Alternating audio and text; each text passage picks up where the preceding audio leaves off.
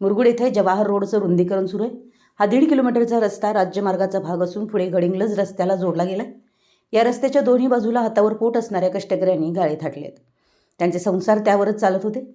केशकर्तनालय, फळ विक्रेते, दूध विक्रेते, फास्ट फूडवाले, मोबाईल दुरुस्तीवाले, चहावाले असे अनेक गाळाधारक निराधार झालेत.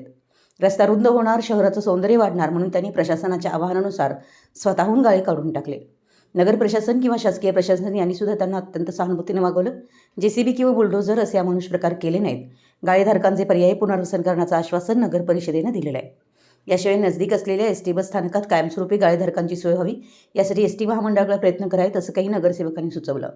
शिवसेना भारतीय जनता पक्ष युतीकडे सध्या नगर परिषदेची सत्ता असल्यानं वरिष्ठ नेत्यांमार्फत असे प्रयत्न व्हावेत असे गाळेधारकांची विनंती आहे.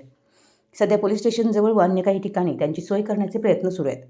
गाळे हलवल्यामुळे बसस्थानक, ग्रामीण रुग्णालय तसेच शिवतीर्थ परिसराचं सौंदर्य वाढणार आहे. स्वतःहून गाळे हलवणाऱ्या या कष्टकऱ्यांचं सर्व थरातून कौतुक होतंय व त्यांच्याविषयी सहानुभूतीचं वारंही निर्माण झालंय. हे कष्टकरी मुरगुडच्या नागरी जीवनाचा अविभाज्य घटक आहेत असं मत अनेक नागरिकांनी व्यक्त केलं. मराठी एस न्यूजसाठी मुरगुडहून सर्जीराव भाट.